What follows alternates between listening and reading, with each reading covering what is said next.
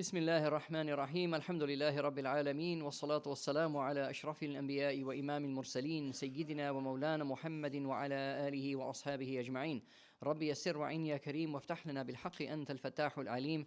اللهم إنا نوينا التعلم والتعليم والتذكر والتذكير والنفع والانتفاع والإفادة والاستفادة والحث على التمسك بكتاب الله وبسنة رسوله صلى الله عليه وسلم والدعاء إلى الهدى والدلالة على الخير ابتغاء لوجه الله تعالى ومرضاته وقربه وثوابه سبحانه وتعالى. وصلى الله على سيدنا ومولانا محمد وعلى آله وأصحابه أجمعين برحمتك يا أرحم الراحمين. With Allah's name and praise on Him and grace to Ahmed, I begin.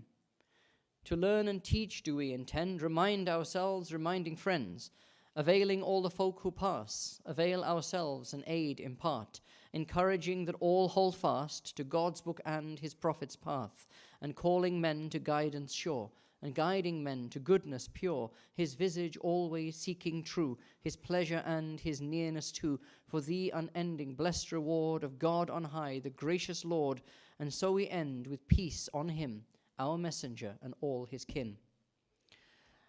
In our last session, we started the chapter of the Book of Intentions, or the Book of Assistance, relating to religious obligations, which is the 12th chapter of this work, and the work itself consists of 32 chapters in total. So we're about a third of the way through. What we spoke about was the nature of religious obligations. So just to remind you, although I should probably ask you to remind me what we spoke about last time, but you know, it's been a couple of weeks, so I'm feeling generous. What we spoke about was why our religion obligates certain things upon us and prohibits us from certain things, and that there are a number of ways of looking at this. One way of looking at it is in terms of a wage and a work and wage. All right, so you do the work, you get your wage. Right, and that's the normal way, and it's perfectly reasonable to look at it that way. It's the way in which a lot of our religious literature, the Quran and the Sunnah, are framed. They are framed it is framed in terms of reward, right? Reward and punishment. All right, do these actions, this is the reward, and that's a perfectly acceptable way to look at it. And what that relies upon is trust. And the example that I gave you is that most people don't work because they love their work.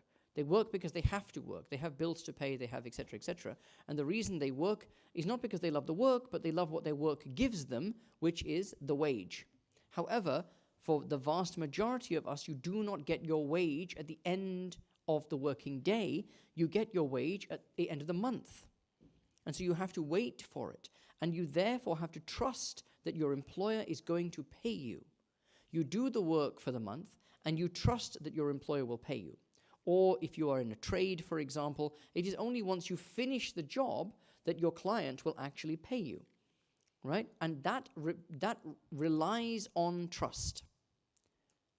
In this model, therefore, what the idea of work for Allah in the dunya, مَنْ ذَا الَّذِي يُقْرِضُ اللَّهَ قَرْضًا حَسَنًا, who is there who will loan unto God a beautiful loan, which means here that you will work for the sake of Allah, you will do His ibadah and so on and so forth. فَيُضَاعِفَهُ اللَّهُ أَضْعَافًا كَثِيرًا, and then God will reward you many times over. What does that rely on? It relies on trust. It relies on trust. You have to trust Allah. And actually, what happens is that the reason there is so much emphasis placed on reward is that it builds up a sense of trust in you. The more you do it, the more you start to, you develop that sense of trust in Allah, which is why you see often that older people have a lot more tawakkul than younger people. When you start off and you're doing these acts of worship, so why do I have to wake up for Fajr, and why do I have to put a scarf on my head, and why can't I do the things that my friends are doing? You know, those sorts of things, it's difficult. As you grow in the religion, as in grow old, just not learning, just literally, you do your prayers, you go for Jummah, you halal and haram, etc., etc. When you are doing that, what happens is slowly and imperceptibly, you don't notice it, right? The effect it has on you is that your trust builds and builds and builds. So a lifetime's worth of worship, even if you've never studied at all, a lifetime's worth of worship, at the end of that, you find that you have this tremendous trust in Allah. Okay? And it's been built up through that work, through the work that you have done. The wage is paid after you die. Right? Your reward is waiting for you in Jannah. Your reward is waiting for you in your grave. Your grave becomes like a garden from the gardens of paradise, and so forth. So that's one way of looking at how to approach religious obligations. Another way of looking at religious obligations, which is becoming more and more common in our time, right, is that God is just like, He sets rules for no reason, just to make our lives difficult, just to make things hard. He just says, well, you got to do this, right? If you believe in Islam, then you got to do this, and you got to do this, and you can't do this, and you can't do this, and like all the fun things you can't do, and all the boring things you have to do, right? You know, how do you make learning Quran fun for a child, for example? I mean, how do you actually make it fun, right? It's not an easy thing to make fun, right? You just got to do it, right? And a lot of us have this, and we see people around us. We live in this mixed society, and we see people around us, and we seem to have a lot more restrictions placed on us than they do. They can do things that we can't do. They can go out when we can't go out. They can go places that we can't go places. They can dress ways that we can't dress. They don't have to do things that we have to do. We have to fast 30 days in a year. They don't have to do that, etc., etc., etc. Right? Why? Well, because God is just a stickler for the rules. Right? God just wants to burden us. And that's the attitude that unfortunately a lot of people have. All right? I mean, after all, what does it take to enter paradise? One shahada. That's it. La ilaha illallah, Muhammad Rasulullah. That's it. Please say it. Enter paradise. La ilaha illallah, Muhammad Rasulullah. Right, you don't know if you're going to live until the zikr time, right? Can any of you guarantee me you won't have a heart attack before zikr? Right. So just say it when you get the chance, right? Okay, so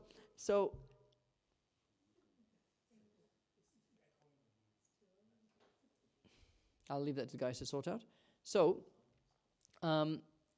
given this, how do we overcome this idea that God is just a stickler for the rules, He just burdens us with these things, and so on and so forth, right?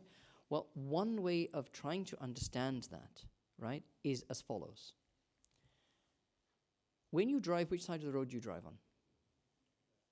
Why? Why? If you don't, for those of you who have even like 10-year-old cars, if you don't put your seatbelt on and you start driving, what happens? It starts beeping at you. The longer you leave it, the more it beeps at you, and it will not let up until you put your seatbelt on. Right? You have to put your seatbelt on when you're in the car. Why? Good, it's a rule. Those of you who are working, how much of your income do you give away to the government? 20, 30, 40%. Plus national insurance. Plus. It's the same slides. Right? What's another simple example of this? For those of you in school, I mean, how much time do you spend in school learning stuff that 90% of which is not going to help you in your life? Let's be honest, right? It isn't, right? How much of your life do you dedicate to school? 6 hours a day, 5 days a week, from the age of 5 till at least 16. Why? Because it's compulsory. All of these things are rules. They are all rules imposed upon you that you have to follow, that if you don't, you are criminal. You will be punished if you don't follow these rules. We live in the most regulated society in all of human history. In all human history, we have the most rules imposed by law on us. But we don't notice it. Do you know why? Because they're imposed on everyone. But the rules that Allah imposes are only imposed on Muslims, and we are a small fraction of this community. And so we notice those few additional regulations that Allah has imposed on us, but not the 80% of regulations that govern your life that the government imposes on you. Because you only notice the things where you are different to other people, not the things where you are the same. And if you actually stop to think about how many regulations does Allah impose on you in your life, and how many regulations does the government impose on you in your life, you will find that the government imposes far more regulations upon you. It's far more restrictive of your personal freedom, what you can do with your money, etc., etc., etc. Now, why does the government do all this stuff? Why does it tax us so much? Well, most of you, hopefully, will never need to know the answer to that question, right? But there are those among you who have had, in the last 1 year, major operations performed on you. Major operations, time in ICU, and so on and so forth. If you were to ever see the bill for those things, yeah, oh boy, you would never have been able to pay it. Yeah, there's one of the brothers has had major heart surgery. That thing in the private sector would have cost probably upwards of £50,000. And if you had to pay for your healthcare, if he had to pay for his healthcare, he'd be dead, basically, because he would never been able to afford it, right? But you have a free healthcare system. Why do you have a free healthcare system? Because of the taxes you pay. Why do you have a free education system? Because of the taxes you pay. Or rather, because of the taxes other people pay. Right? There are benefits that come back to you because of this regulated society. But those benefits are not obvious to you because everyone receives them. And you've never known what it is to be without them. In exactly the same way, there are benefits that come to you from the regulations that Allah imposes upon you. But you don't realize what they are because they are so part of your life that you would not understand them. You would not be able to recognize them. So that's how you deal with that question. The third way of looking at religious obligations, however, is that these obligations are the things that Allah has obliged upon you. He has obliged upon you because they have the same effect on you as oxygen. They have the same effect on your soul as oxygen has on your body. Right? You have certain biological imperatives. What that means is there are things that your body does automatically because if it didn't do them, you would die. Like breathing, like your heart beating, like your kidneys functioning, like your liver working, and so on and so forth. All of these things that are going on, these processes that are going on, that cost you, they cost you because they sap your energy. All the energy you get, that's where it goes, in repair and growth and healing and all of these types of things, right, in keeping you alive. All right? But you have to do things. You have to breathe. You have to eat. You have to sleep, right? And all of these things that you need to do, otherwise you would die. Now, your soul is a lot more robust than your body is. Your soul is a lot stronger than your body. But the soul also needs things that it must have. There is an oxygen that the soul must have. There is food that the soul must have. Otherwise, it will come to harm. There are certain things, just like with the body, smoking, drinking, these types of things are harmful to the body. I had a patient once. I was doing a substance misuse clinic. And a patient comes in. He said, oh, you're going to try and tell me not to drink alcohol, right? Okay, tell me, what are the problems that alcohol causes? And I said to him, would you like me to start with the top of your head and go down to the bottom of your feet, or from the bottom of your feet and go up to the top of your head? He said, what do you mean? I said, alcohol affects every single thing in your body. It poisons every single thing in your body. Everything. It's a poison. Smoking, it's a poison. Right? Now, just like there are things that are poisonous to the body, there are things that are poisonous to the soul. The things that are poisonous to the soul, Allah has made prohibited. The things that are necessary for the soul, Allah has made obligatory. Your soul needs dhikr, like the body needs oxygen. Your soul needs prayer, like your body needs food. something like zina is as poisonous to your soul as smoking is poisonous to your body. The problem is you don't recognize the harm that is caused from one cigarette. You don't recognize that. If one cigarette you think is going to harm you. Smoke 20 a day. Well, you're Mr. Cool. You're the coolest person. You're the coolest person. You're too cool for school. You smoke 20 cigarettes a day. Right? Does that mean it's not harming you? Oh, it is harming you. But when will you experience the effect of the harm? When you will experience it? When you're 50. When you're 60. When you're 70. Then you'll experience it. When you have emphysema, when you have COPD, when you have lung cancer, when you have throat cancer, when you have tongue cancer, when you have, how many doctors stop me with the cancers caused by smoking? Right? Bowel cancer. All these cancers are, smoking has a lot to do with all of them. But you won't detect it after the first cigarette, the 100th cigarette, the 1000th cigarette. It doesn't mean it's not harming you. So the doctor will say, do not do this, and you must do this.